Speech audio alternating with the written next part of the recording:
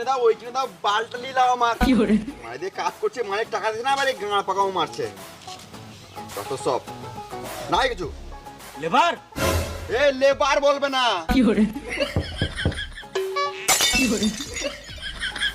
বোকা চোদা, ঠিক টাইমে কাজে তো জানিস না, তোর যা কাজে ছিল তুই সারা জীবন লেবারই থেকে যাবি।